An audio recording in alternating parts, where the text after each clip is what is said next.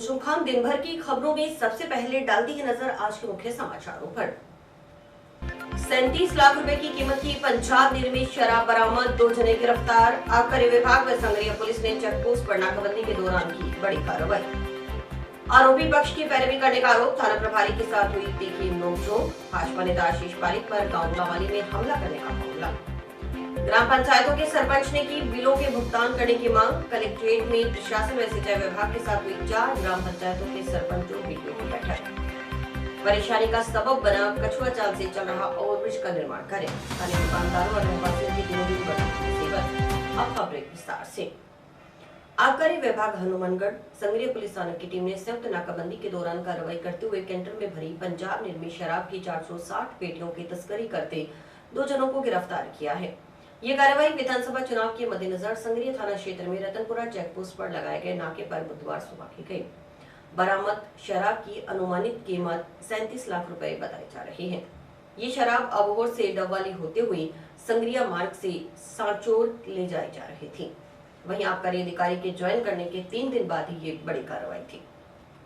आबकारी विभाग की ओर से इस संबंध में मुकदमा दर्ज कर अग्रिम अनुसंधान किया जा रहा है। जानकारी के अनुसार विधानसभा आम चुनाव के मद्देनजर अन्य राज्यों से अवैध मादक पदार्थों और शराब की तस्करी की रोकथाम के लिए पुलिस मुख्यालय राजस्थान जयपुर के निर्देशन में हनुमानगढ़ जिले के संगरिया थाना क्षेत्र में पंजाब हरियाणा सीमा पर रतनपुरा के पास नाका लगाया गया है। नाका पर लगातार वाहनों की चेकिंग की जा रही है। सेक्टर हनुमानगढ़ के अतिरिक्त पुलिस अधीक्षक बनवारी लाल मीणा, संगरिया के वृत्ताधिकारी श्रवण झोरड़ के निर्देशन, संगरिया पुलिस थाना प्रभारी रामचंद्र कसवा के सुपरविजन में बुधवार सुबह जिला आबकारी अधिकारी संजीव पटवारी ने मैं टीम सदस्यों के साथ रतनपुरा चेकपोस्ट पर नाकाबंदी कर रखी थी। नाकाबंदी के दौरान अबोहर की तरफ से आए कैंटर को रुकवाकर तलाशी ली तो उसमें पंजाब निर्मित शराब की 460 पेटियां भरी हुई थी। आबकारी विभाग की टीम ने शराब बरामद कर ट्रक को जब्त कर लिया। मौके से हनुमान राम व नरसिंगाराम दोनों निवासी बाढ़ पीएस गुड्डा मलानी जिला बाड़मेर को गिरफ्तार किया गया। आबकारी विभाग की टीम में रतनपुरा चेकपोस्ट प्रहराधिकारी सुमेर सिंह कटेवा, संगरिया के आबकारी निरीक्षक पवन कुमार, प्रहरा अधिकारी विनोद कुमार, एएसआई हुसैन खां, अतिरिक्त प्रभारी अमर सिंह, कांस्टेबल हनुमान प्रसाद, लक्ष्मीचंद, हुकमचंद और संगरिया पुलिस थाना की टीम में कांस्टेबल राजेंद्र कुमार व आरिफ हुसैन शामिल थे। जिला पुलिस अधीक्षक सुधीर चौधरी ने मादक पदार्थों की तस्करी, बिक्री और अन्य अवैध गतिविधियों पर अंकुश लगाने के लिए नई पहल करते हुए व्हाट्सएप नंबर 87 645 31 201 जारी किया है। एसपी चौधरी ने मादक पदार्थों संबंधी सूचनाएं इस व्हाट्सएप नंबर पर देकर पुलिस का सहयोग किए जाने का अनुरोध किया। सूचना देने वाले का नाम गुप्त रखा जाएगा। संगरिया थाने की जो चेक पोस्ट थी उसके ऊपर नाकाबंदी की हुई थी। उस दौरान एक ट्रक आया जो अबोहर की तरफ से आया, तो हमारी जो संगरिया की टीम थी चेक पोस्ट पे उसने 460 कार्टून जो है वो पंजाब निर्मित शराब के पकड़े हैं। इसमें एसपी साहब के और अपने कमिश्नर साहब के इनके भी हमारे निर्देश थे कार्रवाई हेतु, तो उसके अकॉर्डिंग कार्रवाई चल रही थी। इसी के अंतर्गत ये पकड़ी गई है। आगामी कार्रवाई 2 मुलजिम हैं इसके गिरफ्तार किए हैं, उनसे पूछताछ जारी है, कहाँ से लेके आए हैं, आगे कहाँ जानी थी, ये सारी अभी तफ्तीश का विषय है और उसमें चल रही है। जनसंपर्क सभा कर लौट रहे विश्व हिंदू परिषद बजरंग दल के पूर्व प्रांत सह संयोजक व भाजपा नेता आशीष पारिक उनके समर्थकों पर मंगलवार देर शाम गांव रोड़ावाली में हमला करने का मामला तूल पकड़ गया। इस घटना को लेकर आशीष पारिक की रिपोर्ट पर मंगलवार देर रात जंक्शन पुलिस थाना में 6 नामजद और 60-70 अन्य जनों के खिलाफ हत्या, प्रयास और आर्म्स एक्ट सहित कई धाराओं में मुकदमा दर्ज हुआ। पुलिस ने इस मामले में 2 जनों को राउंड अप किया। पुलिस उनसे पूछताछ में जुटी है।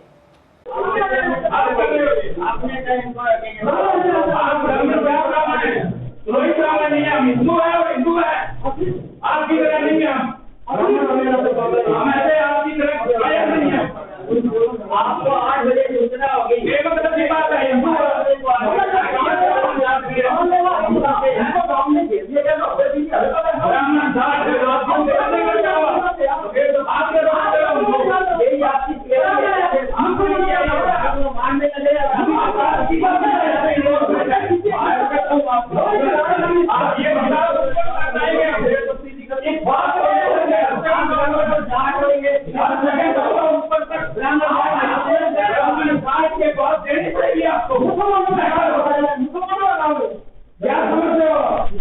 मुसलमानों का काम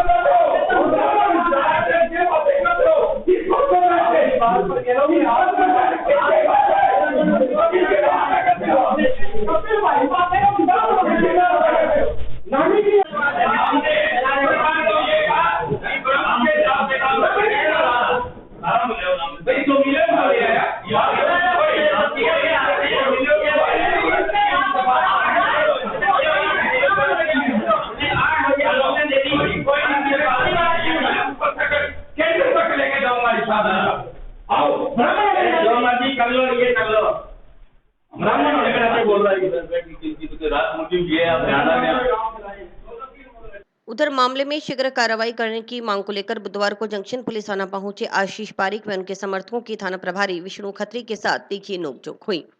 आशीष पारिक ने थाना प्रभारी की ओर से कही गई कुछ बातों पर आपत्ति जताते हुए उनका जमकर खरी खोटी सुनाई। इससे एक बारगी माहौल गर्मा गया। मौके पर मौजूद पुलिसकर्मियों व आशीष पारिक के साथ आए नागरिकों के बीच बचाव करने पर मामला शांत हुआ। पारिक ने जंक्शन थाना प्रभारी पर आरोपी पक्ष की पैरवी करने का आरोप जड़ा। विश्व हिंदू परिषद व बजरंग दल के पूर्व प्रांत सह संयोजक व भाजपा नेता आशीष पारिक ने आरोप लगाया कि यह उस पर नहीं बल्कि हिंदू समाज पर किया गया हमला है। हमलावरों ने इस पर हमला किया क्योंकि उन्हें लगता है कि वे पिछले 15 सालों से हिंदुत्व और गौमाता की रक्षा में लगे हुए हैं। इस बात से हमलावरों को आपत्ति थी। इस तरह के आपत्तिजनक नारे भी लगाए, महिलाओं के साथ अभद्र व्यवहार किया। यह सोची समझी प्लानिंग थी। इन्हें पता था कि गांव में सभा होने वाली है, सब कुछ शांतिपूर्ण तरीके से चल रहा था। इन लोगों ने जानबूझकर माहौल को खराब करने के उद्देश्य से ऐसा किया। जैसा कि कल का एक प्रकरण आप सबके सामने है, बहुत ही दुर्भाग्यपूर्ण एक घटना जो है अपने हनुमानगढ़ में हुई है, जिसका जितना भर्त्सना की जाए उतनी कम है।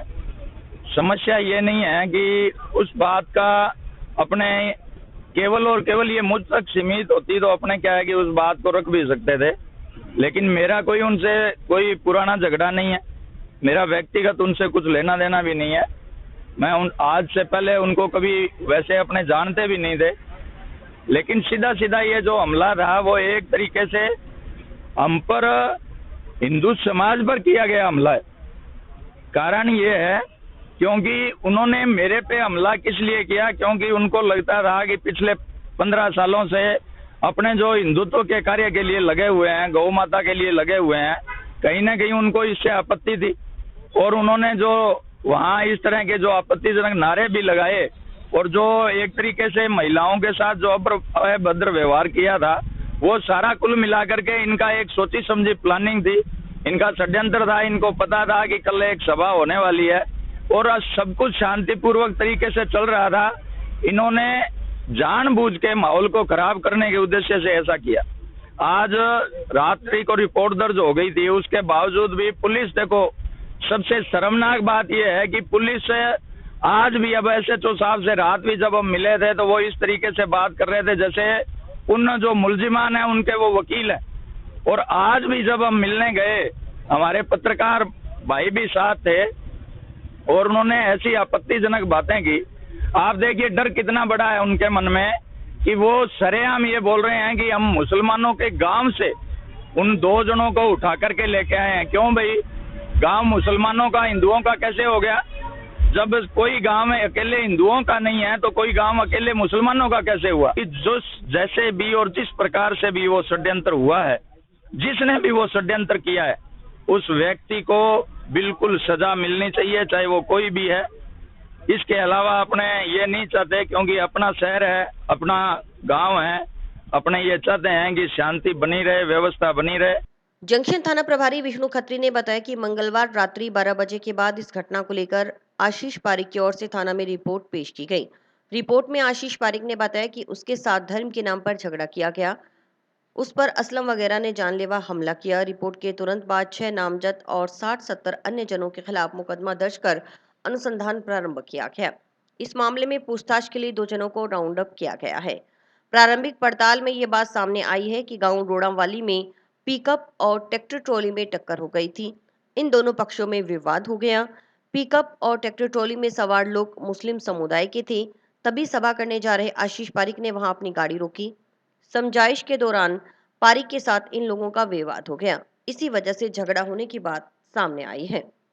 कल रात को करीब 8 बजे, 8:15 बजे करीब सूचना प्राप्त हुई थी कि रोड़ावाली में कोई विवाद हो गया, जिस पर पुलिस वहाँ भेजा गया था। और उसके बाद में ये विश्व हिंदू परिषद का और बजरंग दल का एक आशीष पारिक नाम का लड़का है, जो अपने साथियों के साथ थाना पर आया था, जिसने रात को 12 बजे बाद करीब रिपोर्ट पेश करी थी कि उसके साथ में वहाँ धर्म के नाम पर उसके साथ झगड़ा किया गया और उसके जानलेवा गया, जिस पर तुरंत मुकदमा दर्ज कर लिया गया और इस संबंध में अब अनुसंधान किया जा रहा है। कोई राउंड अप वगैरह भी किए हैं सर? हाँ, 2 जनों को किया है, पूछताछ के लिए राउंड अप किया। मामला सामने है सर, किस कारण हुआ है हमला? ये जानकारी में आया है कि वहाँ एक ट्रैक्टर ट्राली और पिकअप में आपस में कोई टक्कर हो गई थी, जिसमें उनका आपस में विवाद हुआ था। विवाद वो दोनों ही पक्ष, ट्रैक्टर ट्राली पिकअप चालक दोनों ही मुस्लिम पक्ष के थे।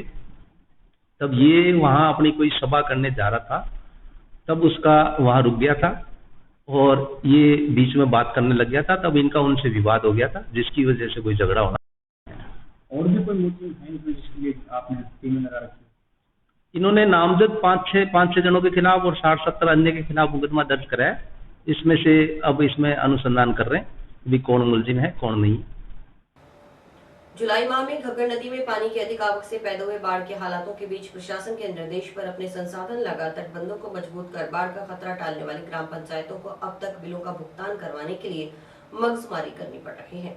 प्रशासन ने बाढ़ के खतरे को देखते हुए घग्गर बहाव क्षेत्र के आसपास की ग्राम पंचायतों को यह कहकर अपने स्तर पर संसाधन लगाने के निर्देश दिए थे कि इस कार्य में होने वाले खर्च का भुगतान प्रशासन की ओर से बाद में करवा दिया जाएगा। लेकिन बाढ़ का खतरा टले 3 माह बीतने के बावजूद ग्राम पंचायतों को उनके बिलों का भुगतान नहीं किया जा रहा। इस संबंध में बुधवार को कलेक्ट्रेट सभागार में अतिरिक्त जिला कलेक्टर कपिल यादव की अध्यक्षता में बैठक हुई। बैठक में सिंचाई विभाग के अधिकारी व ग्राम पंचायतों के सरपंच तथा विकास अधिकारी मौजूद थे। ग्राम पंचायत श्रीनगर की सरपंच नवनीत संधू ने बताया कि जुलाई माह में घग्गर में अधिक मात्रा में पानी की आवक से पैदा हुए बाढ़ के हालातों के बीच प्रशासन की ओर से ग्राम पंचायतों को निर्देश दिए गए थे कि वे अपने स्तर पर संसाधन लगाकर तटबंधों को मजबूत करें। बाद में ग्राम पंचायतों को भुगतान कर दिया जाएगा। तब ग्रामीणों ने बढ़ चढ़कर सहयोग किया और 24 घंटे मुस्तैद रहकर अपने निजी संसाधनों के जरिए तटबंधों को मजबूत कर चकढाणियों गांव को डूबने से बचाया। उनकी पंचायत में प्रशासन की तरफ से एक भी जेसीबी या अन्य संसाधन नहीं लगाए गए। इस बात को 3 माह बीत गए हैं, लेकिन प्रशासन की ओर से अभी तक ग्राम पंचायतों के किसी भी बिल का भुगतान नहीं किया गया। भुगतान के लिए ग्राम पंचायतों के सरपंच एक विभाग से दूसरे विभाग के चक्कर लगाने को मजबूर हैं। गत दिनों जिला कलेक्टर से भी मिलकर भुगतान करवाने का आग्रह किया गया था, लेकिन उनके बिल यहीं घूम रहे हैं। प्रशासन की ओर से बिलों का भुगतान न करवाने के कारण समझ से परे हैं। उन्होंने कहा कि ग्राम पंचायतों के बिलों का भुगतान न कर एक तरह से प्रशासन ने ग्रामीणों को दंडित करने का काम किया है। अगर प्रशासन का यही रवैया रहा तो ग्रामीण और शहरवासी भविष्य में इस तरह की आपदा की स्थिति में प्रशासन का सहयोग करने के लिए कई बार सोचेंगे। सरपंच संधू ने कहा कि अगर प्रशासन की ओर से बिलों का भुगतान नहीं करवाया जाता तो इस संबंध में मुख्यमंत्री से मिलकर उनके समक्ष अपनी बात रखी जाएगी। आपदा विभाग के प्रभारी तक भी बात पहुंचाने का प्रयास किया जाएगा। बैठक में सरपंच संदीप सिंह संधू, रूही स्वामी, रामेश्वर डलकड़ेरा, गुरलाल सिंह आदि मौजूद थे। कलेक्ट्रेट के अंदर मीटिंग थी सिंचाई विभाग की और हमारे बीडीओ की, सभी पंचायत समितियों की, 4 पंचायत समिति जिसके अंदर बाढ़ आई थी और बाढ़ के अंदर कार्य किया। सरपंचों ने रुपया उठा लिया, सिंचाई विभाग वालों ने ना तो कोई पंचायत समिति को पैसा दिया ना पंचायतों को पैसा दिया और सभी अपना अपना उल्लू सीधा कर गए। किसी सरपंच के 2 लाख लगे हुए हैं, किसी के 6 लाख लगे हुए हैं, किसी के 7 लाख लगे हुए हैं। और आप भी वहाँ डोलों पे जाते थे, देखते थे भी सरपंच 24 घंटे 24 आवर्स वहाँ सरपंच काम करता था। सरपंच को पूछा ही नहीं, बिल इन्होंने अपने उठा लिए। आज इसीलिए हम एडीएम साहब मीटिंग ले रहे हैं और उसके एडीएम साहब को हमने अवगत कराया कि हमारी ये समस्या है। इसलिए अभी उन्होंने थोड़ा हमें टाइम दिया है, हम जिला परिषद जाके बैठते हैं और उसके बाद में एडीएम साहब हमें दोबारा बुलाएंगे। सिंचाई विभाग के अधिकारियों से हमारी बातचीत नहीं है, हमारे बीडीओ और हमारे जितने भी कर्मचारी थे पंचायती राज विभाग के, उनसे उनकी बातें चल रही थी। तो सिंचाई विभाग वाले उनके ऊपर चढ़ रहे थे तो मैंने उनको चुप कराया, रुको, पैसा हमारा है, सरपंचों का पैसा है, सरपंचों को तो लड़ाई आप क्यों कर रहे हो? इसलिए सिंचाई, हाँ सिंचाई आप वहीं थे, आपको पता है वो आपस में वो लड़ रहे थे, सरपंच बेचारे चुप बैठे थे। में जब घग्गर में बहुत अधिक मात्रा में पानी आया था तब प्रशासन ने फ्लड अलर्ट घोषित किया था और प्रशासन की तरफ से क्लियर कट निर्देश थे हम पंचायतों को कि आप अपने संसाधन लगाएं और अपने तटबंधे मजबूत करें, आपका बाद में भुगतान कर दिया जाएगा।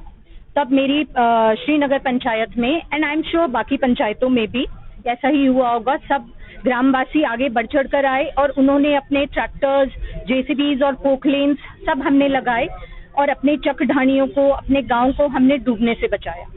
इस बात को अब 3 महीने होने को आए, लेकिन प्रशासन ने अभी तक हमारे किसी भी बिल का भुगतान नहीं किया है। सिंचाई विभाग ने जरूर अपने शायद उन्होंने, I am sure and I am 100% sure about this, उन्होंने अपने बिल्स उठा लिए हैं। या तो उन बिल्स में थोड़ा सा हमारे को डिस्क्लोज किए जाएं वो बिल्स, थोड़ा सा ब्यौरा दिया जाए, क्योंकि मेरी पंचायत में तो 24/7 निगरानी कर रहे थे ग्रामवासी और प्रशासन की एक भी जेसीबी या एक भी पोकलेन या एक भी ट्रैक्टर ट्रॉली प्रशासन की तरफ से हमारे तटबंधों पर नहीं लगी है। अब यही अगर रवैया रहा प्रशासन का तो ग्रामवासी और सिटीजन्स आगे कभी भी जब अगर प्रशासन को जरूरत पड़ी तो 2 बार सोचेंगे कि प्रशासन की मदद करें या ना करें, क्योंकि ये तो एक तरह से ग्रामवासियों को दंडित कर दिया है प्रशासन ने। संगरिया रोड पर स्थित गांव सतीपुरा में रेलवे फाटक पर निर्मित हो रहे ओवरब्रिज के निर्माण कार्य की धीमी गति स्थानीय नागरिकों के साथ वाहन चालकों के लिए मुसीबत का कारण बनी हुई है। ओवरब्रिज के दोनों तरफ बनी सड़कें टूट चुकी हैं, इनमें रोजाना वाहन फंस रहे हैं। वहीं उड़ रही धूल मिट्टी स्थानीय दुकानदारों के साथ यहां के रहवासियों के लिए परेशानी का सबब बनी है। यहां के निवासी वार्ड पार्षद राजेंद्र चौधरी ने बताया कि गांव सतीपुरा में रेलवे फाटक के करीब 5 साल पहले ओवरब्रिज का निर्माण शुरू हुआ था। ओवरब्रिज का निर्माण कार्य पूरी तरह से भ्रष्टाचार की भेंट चढ़ चुका है। न तो निर्माण कार्य में गुणवत्ता का ध्यान रखा जा रहा है और न ही अधिकारियों की ओर से कार्य की मॉनिटरिंग की जा रही है। उन्होंने बताया कि करीब 2 माह पहले रेलवे फाटक के पास सिर्फ पाइपलाइन देखने के लिए ठेकेदार की ओर से गड्ढा खुदवाया गया था। उस समय सीवरेज की पाइप तोड़ दी गई। 2 माह से न तो सीवरेज की पाइपलाइन ठीक हुई और न ही गड्ढे को अच्छी तरह से भरा गया। कई बार ठेकेदार और नगर परिषद के अधिकारियों को कहा गया, लेकिन सुनवाई नहीं हुई। अब रात दिन रेलवे फाटक के पास से कॉलोनी की रोड से छोटे और बड़े वाहन गुजरने लगे हैं। मंगलवार रात्रि को एक ट्रॉला उनके घर के पास से गुजरने लगा तो उसके पिछले टायर गड्ढे में धंस गए। इससे ट्रॉले के एक तरफ झुकने से पलटने की आशंका थी। अगर ट्रॉला पलट जाता तो साथ लगे विद्युत पोल व उनके मकान को काफी नुकसान होता। उन्होंने बताया कि बुधवार सुबह इसकी जानकारी जिला परिवहन अधिकारी को दी गई। इस ओवरलोड ट्रॉले को सीज करने की कार्रवाई की जाए। पार्षद राजेंद्र चौधरी ने कहा कि ओवरब्रिज के निर्माण की धीमी गति परेशानी का कारण बनी हुई है। कुछ दिन कार्य जारी रहने के बाद फिर बंद हो जाता है, लेकिन इस तरफ जिम्मेवारों का ध्यान नहीं जा रहा, जबकि ठेकेदार को 54 करोड़ रुपए का भुगतान कर दिया गया है। ओवरब्रिज के पास बनाई गई सड़कें पूरी तरह से टूट चुकी हैं। पूरा दिन धूल मिट्टी उड़ती है। हनुमानगढ़ सतीपुरा ओवरब्रिज जो बन रहा है आज से करीब 5 साल पहले शुरू हुआ था। ये जो पुल है वो भ्रष्टाचार की पूरी तरह भेंट चढ़ चुका है। इसके काम की ना तो कोई गुणवत्ता है, ना ही यहाँ कोई अधिकारी आके ये देखता है कि भी काम चल रहा है नहीं चल रहा है, क्या हो रहा है। ये जो आप खड्डा देख रहे हो ये करीब 2 महीने पहले इन्होंने खोदा था। सिर्फ पाइपलाइन चेक करने के लिए भी यहाँ पे पाइपलाइन है नहीं। इन्होंने उस समय सीवरेज की पाइप तोड़ दी। 2 महीने से ना तो सीवरेज की पाइप ठीक हुई, ना ये खड्डा बंद हुआ।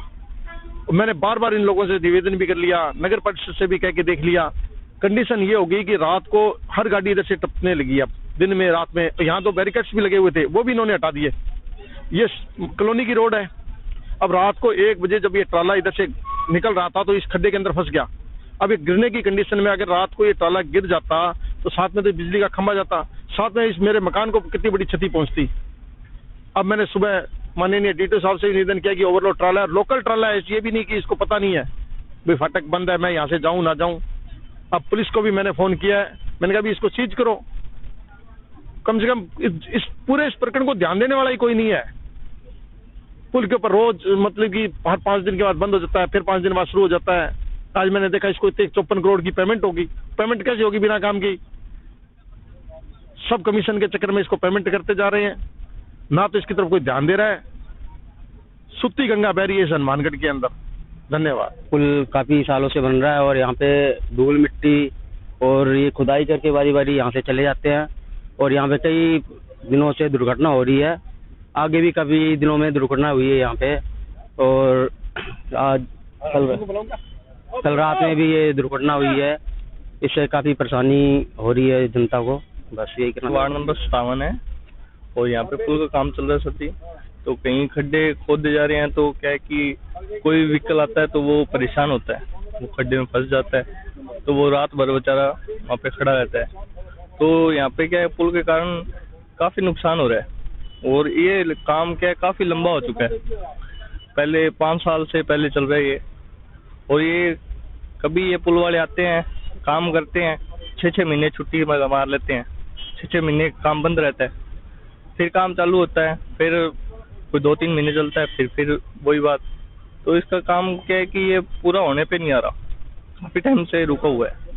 तो सर जी ये हम तो यही चाहते हैं कि ये काम जल्द से जल्द हो, कंप्लीट हो और सबको राहत मिले। प्राथमिक एवं उच्च प्राथमिक विद्यालय अध्यापक सीधी भर्ती 2022 के अंतर्गत अध्यापक L1 विशेष शिक्षा भर्ती में अंतिम रूप से चयनित अभ्यर्थियों ने उनकी प्रशैक्षिक योग्यता की ऑनलाइन जांच और शीघ्र पदस्थापन नियुक्ति की मांग की है। इस संबंध में जिला शिक्षा अधिकारी को आदेश जारी करने की मांग को लेकर चयनित अभ्यर्थियों ने बुधवार को जिला परिषद के मुख्य कार्यकारी अधिकारी सुनीता चौधरी को ज्ञापन सौंपा।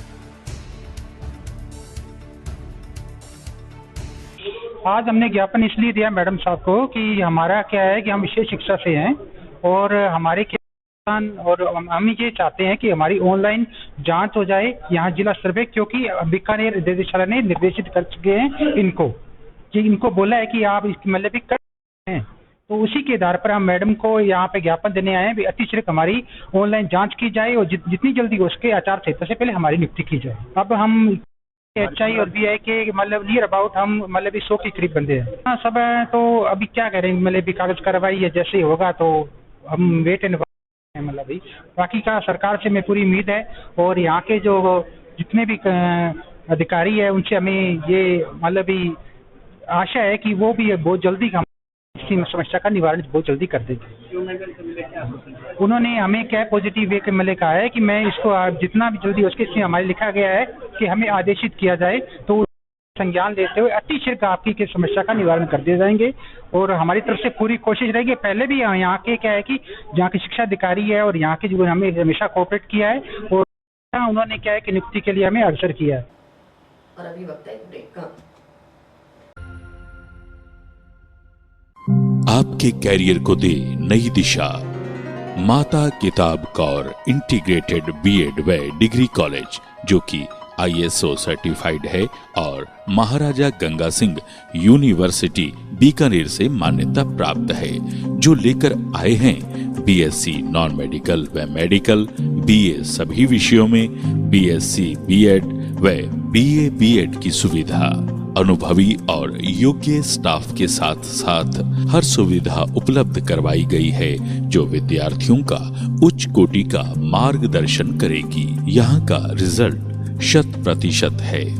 सभी सब्जेक्ट्स की लैब जैसे botany, zoology, physics, chemistry, computer व भूगोल, जो कि अत्याधुनिक उपकरणों से सुसज्जित है, और कॉलेज का विशाल कैंपस जो कि पढ़ाई के बिल्कुल अनुकूल है।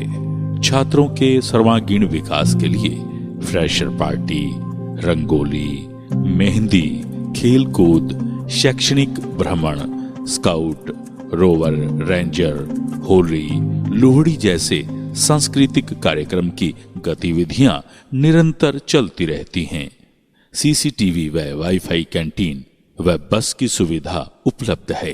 प्रवेश प्रक्रिया व गाइडलाइन हेतु संपर्क करें माता किताब Kaur campus, Rawatsar road, toll plaza के पास, हनुमानगढ़।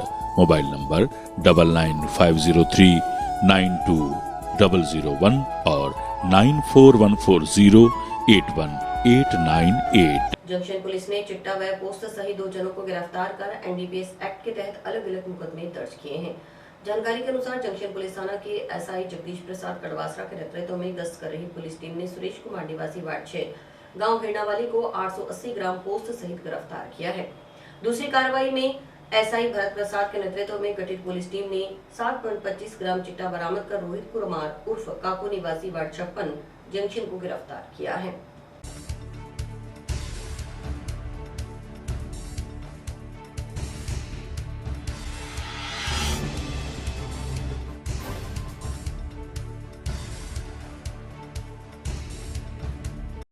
रोहित और काकू वो अपने गश्त के दौरान पकड़ा है इसको। 7.25 ग्राम चिट्टे थे, चिट्टा जो हीरोइन है उसको पकड़ा है। अभी तफ्तीश कर रहे हैं, पता लगेगा भाई कहाँ से लेके आया था। ये तफ्तीश जारी है अभी। जी बिल्कुल लगातार कार्रवाई चल रही है नशे के खिलाफ। मां ब्रह्माणी की दिव्य ज्योति शोभा यात्रा 7 अक्टूबर को हनुमानगढ़ पहुंचेगी। इस उपलक्ष्य में 8 अक्टूबर को टाउन की श्री गौशाला समिति के कामधेनु सत्संग हॉल में मंगलपाठ का आयोजन होगा। यह आयोजन पल्लू धाम परिवार की ओर से करवाया जा रहा है। आयोजन के प्रचार के लिए बुधवार को टाउन से प्रचार रथ रवाना किया गया है।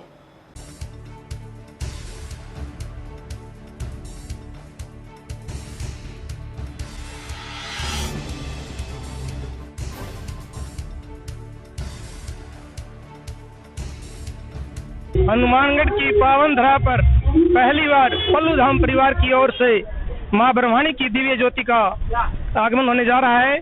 इसका शनिवार 4 बजे लक्ष्मीनारायण मंदिर नई मंडी में स्वागत होगा। उसके बाद ये मुख्य मार्गों से होते हुए भव्य ज्योति सत्संग हॉल कामधेनु हॉल गौशाला में पहुंचेगी और रात्रि विश्राम गौशाला में होगा। उसके बाद रविवार दोपहर 2 बजे मां ब्रह्माणी का मंगल पाठ होगा। उसके बाद शाम को लंगर भंडारा भी गौशाला में रखा गया है। आज मां ब्रह्माणी का प्रचार रवाना किया गया है।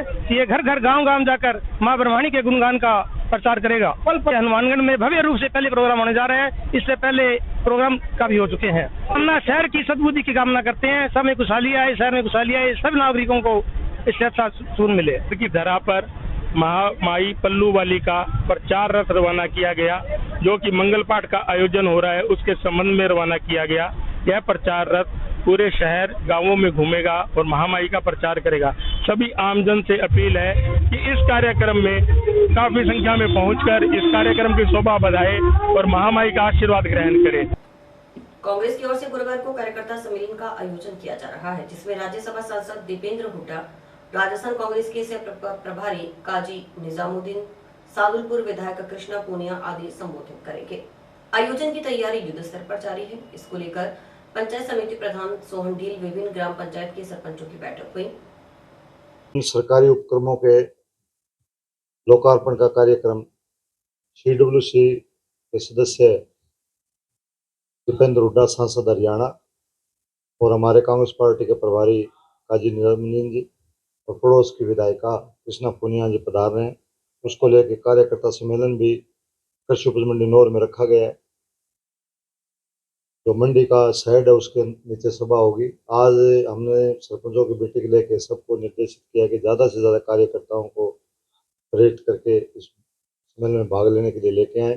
कल का सम्मेलन जो है ऐतिहासिक होगा। 50 करोड़ से ऊपर के उपक्रमों को जनता को समर्पित किए जाएंगे।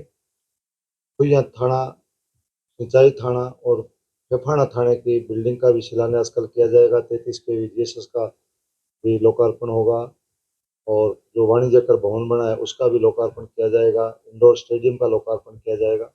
कांग्रेस पार्टी राजस्थान सरकार द्वारा मुख्यमंत्री अशोक गहलोत ने बहुत से जनहित के कार्य किए हैं, जिनका लोकार्पण कर कल जनता को संयुक्त किए जाएंगे। उस सम्मेलन में कार्यकर्ता बढ़ चढ़ के हिस्सा लेंगे, ऐसा हमें विश्वास है और कल का सम्मेलन ऐतिहासिक है।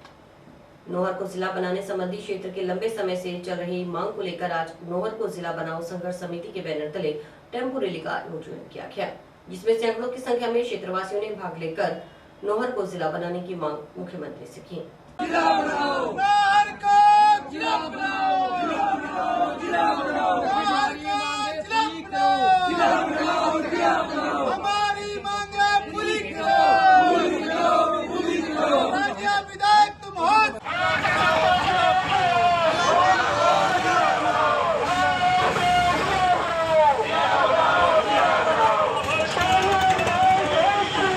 नौहर जिला बनाओ संघर्ष समिति की ओर से आज 15वां आंदोलन किया गया है। अनेक यात्राएं निकाली है, धरने प्रदर्शन किए हैं, जुलूस निकाले हैं, पैदल यात्राएं की है। उसी श्रृंखला में आज इस 15वें आंदोलन में नौहर के सैकड़ों टेम्पो चालकों टेम्पों को साथ लेकर के टेम्पो रैली मुख्य मार्गों से निकाल करके एसडीएम नौहर को राजस्थान सरकार मुख्यमंत्री महोदय के नाम ज्ञापन देते हुए हमने नौहर जिला बनाने की मांग की है, क्योंकि नौहर जिला बनने के सारे मापदंड पूरा करता है। और राजस्थान की समझ जनता को विश्वास था कि राजस्थान में 4 और 5 जिले भी यदि बनेंगे तो नौहर अवश्य जिला बनेगा।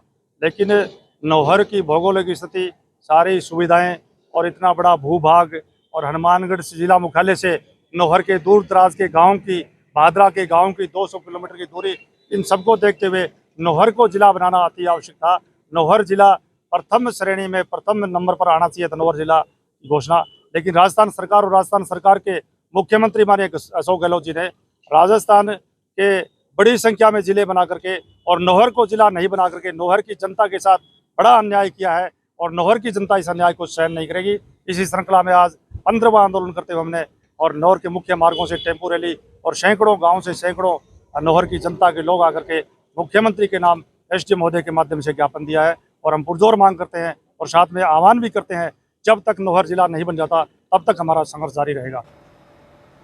क्लॉथ मर्चेंट एसोसिएशन की बैठक जंक्शन के गुरुद्वारा सिंह सभा में वरिष्ठ सदस्य रामचंद्र महाजनी की अध्यक्षता में आयोजित हुई। बैठक में सभी सदस्यों द्वारा सामाजिक क्षेत्र में कार्य करने की रूपरेखा बनाई गई। बैठक में सभी सदस्यों द्वारा आगामी नई कार्यकारिणी के गठन पर चर्चा की गई। बैठक में पूर्व में बनी समस्त कार्यकारिणी को सर्वसम्मति से भंग करते हुए सभी सदस्यों द्वारा जल्द ही आम सभा की बैठक रखने का निर्णय लिया जाएगा। वहीं समिति की ओर से सदस्यता अभियान चलाया जा रहा है, जिसमें दुकानदार अपनी सदस्यता ग्रहण कर सकते हैं। कपड़ा यूनियन की मीटिंग गुरुद्वारा सिंह सभा में रखी गई थी, जिसके अंदर यानी कि पुरानी जो कपड़ा यूनियन कमेटी थी वो सारी कार्यकारिणी भंग, नई कार्यकारिणी आगामी चुनाव तक या आगामी तारीख तक वो निश्चित की जाएगी कहने में इसका। और हमने निर्णय लिया कोई यूनियन हनुमानगढ़ क्षेत्र के जितने भी कपड़ा व्यापारी गलियों में मोहल्लों में जो भी हैं अपना वो कोई भी जुड़ना चाहे तो हमारे इस कमेटी से जुड़ सकते हैं। चरणजीत गुप्ता, कपड़ा यूनियन हनुमानगढ़ जंक्शन, सदस्य अभियान चलाएंगे। और इसी के साथ समाचार समाप्त हुए। रोजाना देखते रहिए समाचार। नमस्कार।